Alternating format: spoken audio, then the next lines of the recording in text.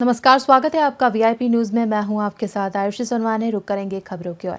4 दिसंबर को डीएन के मैदान में अखिल भारतीय पूर्व सैनिक सेवा परिषद कोंडागांव ने नौसेना दिवस को भव्य तरीके से मनाया।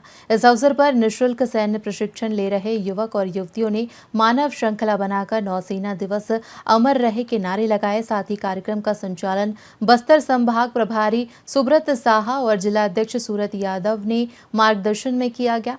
बस्तर संभाग प्रभारी सुब्रत साहा ने युवाओं को भारतीय नौसेना की महत्वपूर्ण भूमिका के बारे में जानकारी दी। उन्होंने बताया कि 1971 में भारतीय नौसेना ने ऑपरेशन ट्राइडेंट के तहत पाकिस्तानी नौसेना के कराची मुख्यालय पर हमला किया था, जो इतना शक्तिशाली था कि 7 दिनों तक आग जलती रही। इस हमले से पाकिस्तान की नौसेना पूरी तरह से पराजित हो गई थी। वहीं हर साल 4 दिसंबर को भारतीय नौसेना के इस पराक्रम को याद करते हुए नौसेना दिवस मनाया जाता है।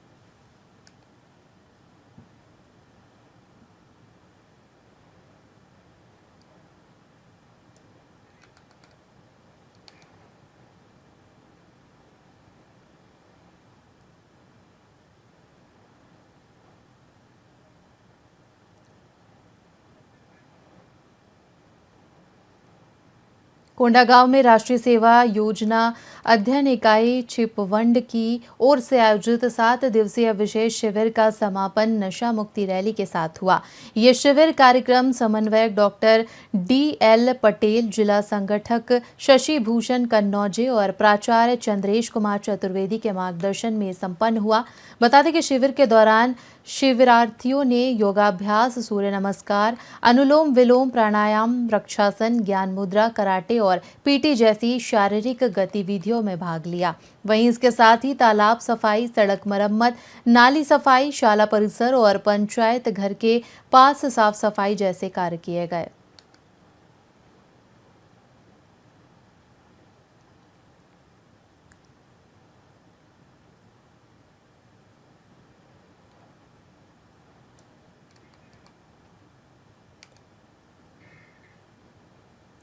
छत्तीसगढ़ के उप मुख्यमंत्री अरुण साव ने मुख्यमंत्री विष्णुदेव साय के दिल्ली दौरे को लेकर महत्वपूर्ण बयान दिया है। उन्होंने कहा कि मुख्यमंत्री विष्णुदेव साय और वे दोनों दिल्ली प्रवास पर जा रहे हैं। इस दौरान केंद्रीय गृह मंत्री से मुलाकात कर कार्यक्रम है, जिसमें प्रदेश के विभिन्न मुद्दों पर चर्चा होगी। वहीं अरुण साव ने बताया कि बस्तर ओलंपिक का आयोजन हो रहा है और समापन समारोह में उन्हें निमंत्रण देने के लिए केंद्रीय गृह मंत्री से चर्चा की जाएगी। इसके साथ ही उन्होंने कहा कि इस यात्रा में अन्य महत्वपूर्ण मुद्दों पर भी बात होगी। मुख्यमंत्री विष्णुदेव साय जी और हम दोनों उप मुख्यमंत्री आज दिल्ली प्रवास पर जा रहे हैं। सामान्यतः देश के गृह मंत्री जी से मुलाकात होगी और आगामी कार्यक्रमों को लेकर चर्चा होगी। बस्तर ओलंपिक हो रहा है, उसके समापन में उन्हें आमंत्रित करने का भी विषय है। इन सब विषयों पर उनसे बातचीत होगी। आदरणीय छत्तीसगढ़ की राजधानी रायपुर में नगर निगम के 1000 से ज्यादा कर्मचारियों ने हड़ताल कर दी है। बता दें कि सुबह से ही राजधानी रायपुर के नगर निगम के 1000 कर्मचारियों ने हड़ताल की घोषणा कर दी और काम बंद कर दिया। सभी ड्राइवर सफाई और जल आपूर्ति से जुड़े गाड़ियों को चलाते हैं। उनकी मांग है कि सरकार उन्हें नियमित करे और उनकी मांगों को पूरा करे। मामले पर उप मुख्यमंत्री अरुण साव का बयान सामने आया, जिसमें उन्होंने कहा कि नगर निगम के कर्मचारी हैं, उनसे बातचीत करके मामले को शांत कराया जाएगा। नगर निगम के ही कर्मचारी हैं, हम लगातार उनके लिए काम करते हैं, उनसे बातचीत करके उनकी समस्याओं को सुना जाएगा। नगरीय निकाय के कर्मचारी हैं, उनके हितों के लिए हमारी सरकार लगातार काम कर रही है। नगर निगम के कर्मचारी हैं, निश्चित रूप से नगर निगम उनसे बातचीत करेगा और उनकी समस्याओं पर गंभीरता से विचार करेगा। और नगरीय निकाय के कर्मचारी हैं, उनके हितों के लिए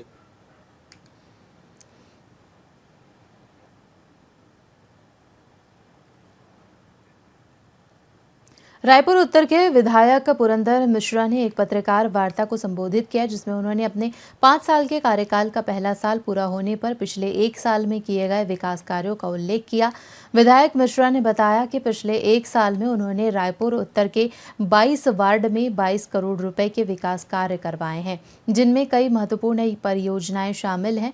इसके अलावा विधायक मिश्रा ने यह भी कहा कि जो भी लोग मदद के लिए उनके पास आए थे, उन्हें पूरी संतुष्टि देने की कोशिश की गई है। साथ ही आगामी कार्य योजनाओं की जानकारी देते हुए विधायक ने कहा कि अवंती विहार में दिव्यांग पार्क, पंडरी मार्केट में मल्टी लेवल पार्किंग, कलेक्ट्रेट में मल्टी लेवल पार्किंग समेत कई अन्य प्रमुख परियोजनाओं की योजना बनाई जा रही है।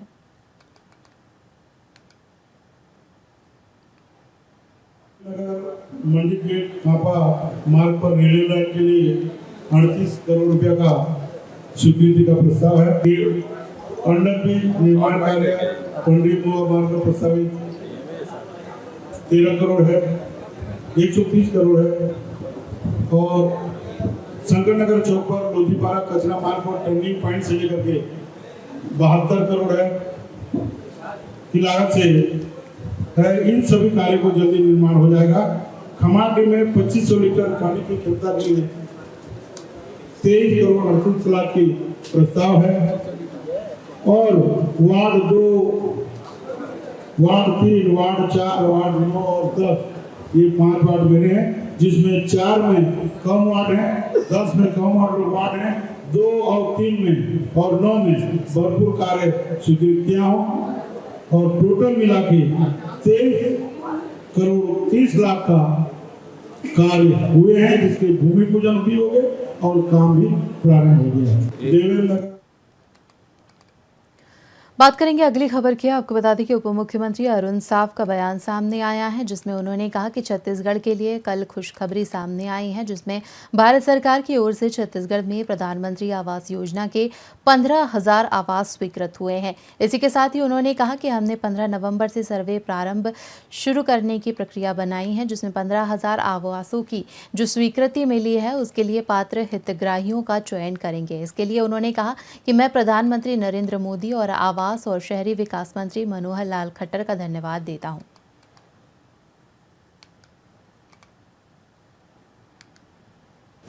कल एक खुशखबरी छत्तीसगढ़ के लिए आई है। प्रधानमंत्री आवास योजना शहरी 2.0 के लिए 15,000 आवासों की सैद्धांतिक सहमति भारत सरकार से मिली है और हमने 15 नवंबर से सर्वे प्रारंभ किया है और पहले चरण में अभी 15,000 आवासों की जो सैद्धांतिक सहमति भारत सरकार से मिली है उसके लिए हितग्राहियों का पात्र हितग्राहियों का चयन करेंगे और भारत सरकार को उसकी स्वीकृति के लिए भेजेंगे। तो ये बड़ी खुशखबरी है कि नगरीय निकाय के 15,000 जरूरतमंदों को प्रधानमंत्री आवास देने की सैद्धांतिक सहमति भारत सरकार ने दी है। मुख्यमंत्री विष्णुदेव साय ने रायगढ़ जिले में लगभग 137 करोड़ रुपए के विकास कार्यों के लोकार्पण और भूमि पूजन के अवसर पर आयोजित समारोह को संबोधित किया। इस अवसर पर मुख्यमंत्री साय ने आग्रह पर सरस्वती यादव ने बटन दबाकर प्रदेश की 70 लाख महिलाओं को महतारी वंदन योजना की 10वीं किश्त के रूप में 652 करोड़ रुपए की राशि अंतरित की है। सीएम ने इस अवसर पर कहा कि हमारी 70 लाख माताओं बहनों को महतारी वंदन योजना की 1,000 रुपए की स्नेह राशि की 10वीं किश्त हमने आपके खाते में अंतरित कर दी है। हमारी माताओं बहनों का आशीर्वाद ही मुझे काम करने के लिए शक्ति प्रदान करता है। हमारी माताओं बहनों की आंखों में दिख रही स्वाभिमान की चमक हमारा सबसे बड़ा संतोष है।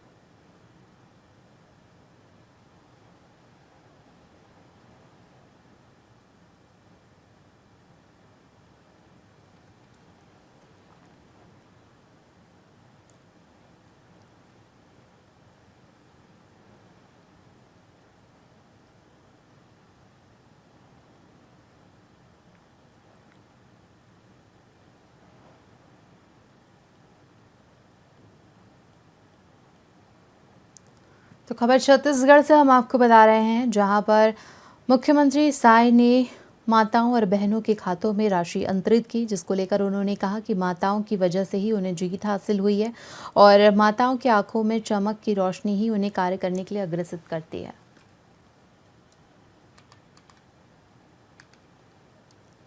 उप मुख्यमंत्री अरुण साव के विशेष प्रयास से केंद्र सरकार ने प्रधानमंत्री आवास योजना शहरी 2.0 के तहत छत्तीसगढ़ को 15,000 नए आवास की स्वीकृति दी है। ये पीएम आवास शहरी क्षेत्र के लिए इस संबंध में केंद्र सरकार ने राज्य के नगरीय प्रशासन और विकास के सचिव को आवास स्वीकृति की जानकारी दी। जारी पत्र में भारत सरकार ने राज्य को मार्च 2025 तक योजना के तहत 15,000 नए आवास की स्वीकृति का उल्लेख किया है। साथ ही इन आवासों की स्वीकृति प्रदान करने के पीछे का कारण राज्य में योजना का त्वरित क्रियान्वयन करना बताया गया। भारत सरकार ने राज्य को आवासों के लिए पात्र हितग्राहियों का परीक्षण करने और उसका विधिवत प्रस्ताव भारत सरकार को प्रेषित किए जाने के निर्देश दिए हैं। बता दें कि उप मुख्यमंत्री अरुण साव शहरी गरीब परिवारों को पक्का आवास उपलब्ध कराने के लिए लंबे समय से प्रयासरत हैं। उन्होंने पिछले दिनों केंद्रीय आवासन और शहरी कार्य मंत्री मनोहर लाल खट्टर से मुलाकात कर पीएम आवास की मांग की थी। कल एक खुशखबरी छत्तीसगढ़ के लिए आई है। प्रधानमंत्री आवास योजना शहरी 2.0 के लिए 15,000 आवासों की सैद्धांतिक सहमति भारत सरकार से मिली है और हमने 15 नवंबर से सर्वे प्रारंभ किया है और पहले चरण में अभी 15,000 आवासों की जो सैद्धांतिक सहमति भारत सरकार से मिली है, उसके लिए हितग्राहियों का पात्र हितग्राहियों का चयन करेंगे और भारत सरकार को उसकी स्वीकृति के लिए भेजेंगे। तो ये बड़ी खुशखबरी है कि नगरीय निकाय के 15,000 जरूरतमंदों को प्रधानमंत्री आवास देने की सैद्धांतिक सहमति भारत सरकार ने दी है। कल एक खुशखबरी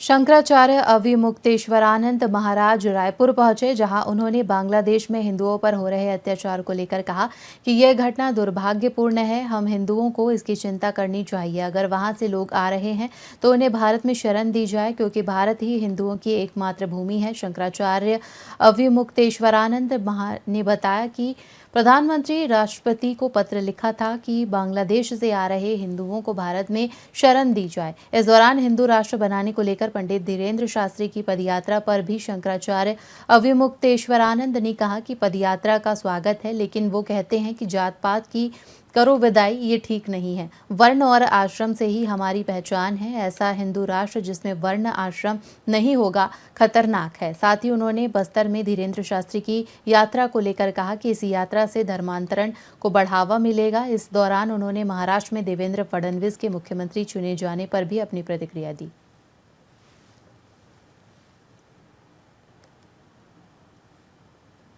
वही कड़क निर्णय लेना चाहिए कि एक भी हिंदू को अगर आपने वहाँ पर छुआ तो फिर हमारे पास बहुत सारे तरीके हैं। हमने आपको एक दो अभी गिना दिए और भी ज़रूरत पड़ने पर चर्चा की जा सकती है। हमारे पास दबाव डालने के लिए बात है। पहले उन्होंने स्वीकार किया हुआ है नेहरू लियाकत समझौते के अंतर्गत कि हम किसी को भी खरोंच नहीं आने देंगे। इसी आश्वासन पर वहाँ पर हिंदू रहे। अब आप उसको वही क्यों कर रहे हो? जब पाकिस्तान पश्चिमी पाकिस्तान के साथ युद्ध हुआ, वहाँ के हिंदुओं ने बलिदान दिया हुआ है, तब बांग्लादेश बना हुआ है। बात यह है कि हिंदू राष्ट्र बनाने के लिए कोई पदयात्रा करे, हम उसका स्वागत करेंगे। ये तो हिंदू राष्ट्र है। अगर इसको और घोषित कराना चाहते हैं, हम इसका स्वागत करते हैं। लेकिन वो कह रहे हैं कि जात पात की करो विदाई। तो जात पात जो है वो हिंदू धर्म की पहचान है। हिंदू धर्म बिना जात पात का नहीं हो सकता है। जब हम किसी से पूछते हैं कि कौन तुम हिंदू हो, तो वो कहता है हाँ मैं हिंदू हूँ, तब तुरंत ही प्रश्न हो जाता है कि तुम किस वर्ण के हो, किस आश्रम के हो। आज हम आपके सामने खड़े हैं तो आप हमको देख रहे हैं कि हम गेरुआ कपड़ा पहने हुए हैं, हमारे हाथ में दंड है, इसका मतलब हम सन्यासी हैं। इससे पता चलता है कि ये हिंदू है। वो अपने वर्ण और अपने आश्रम के अनुसार ही हमारी पहचान है। वो कहते हैं इसी की विदाई कर दो, तो इसकी विदाई करके कैसे हिंदू धर्म के और सनातन की रक्षा हो सकती है? अंतर्राष्ट्रीय दिव्यांग दिवस के अवसर पर दिव्यांगों की ओर से विरोध प्रदर्शन किया जा रहा है, जहां प्रदेश के सभी जिलों से दिव्यांग राजधानी रायपुर पहुंचे, लेकिन वे सड़क पर उतरकर प्रदर्शन करते रहे। इससे पहले ही दिव्यांगों को पुलिस ने रोक दिया। आपको बता दें कि दिव्यांग 6 सूत्रीय मांगों को लेकर प्रदर्शन कर रहे हैं, जिसमें उनकी प्रमुख मांग है कि फर्जी सर्टिफिकेट के सहारे नौकरी कर रहे लोगों का राज्य मेडिकल बोर्ड से भौतिक परीक्षण कराकर बर्खास्त किया जाए, दिव्यांगजनों को प्रति माह 5,000 रुपये पेंशन दी जाए और BPL की बाध्यता को खत्म किया जाए।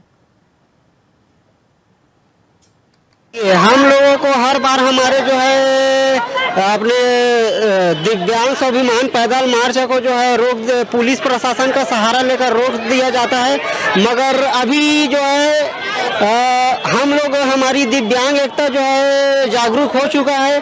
हमारी 6 सूत्रीय मांगों पर जो है यहाँ विष्णुदेव सरकार ने हमको आश्वासन दिया था कि हम 15 दिन के अंदर में आपकी मांगों को पूरा कर देंगे, मगर आज 15 दिन नहीं, आज 3 महीना होने वाला है। उस पे क्या है, पूरा मतलब कि दिव्यांग एकता जो है आक्रोश पर है।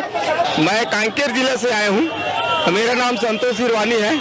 यहाँ पर दिव्यांग दिवस हर वर्ष मनाया जाता है, लेकिन अधिकारी कर्मचारी के द्वारा इतना न्याय किया जाता है कि दिव्यांग दिवस जब मनाया जाता है तो वहाँ पर फर्जी तरीके से डॉक्यूमेंट तैयार करते हैं और विकलांगों को बताया नहीं जाता है कि आज दिव्यांग दिवस मनाए जा रहे हैं। केवल अपने कॉलम पूरा करने के लिए शासन प्रशासन के द्वारा मनाए जाते हैं। विकलांग जब मांग करने के लिए रायपुर पर पहुंचे हुए तो विकलांगों को पुलिस प्रशासन के द्वारा बंदी करके रखा गया है।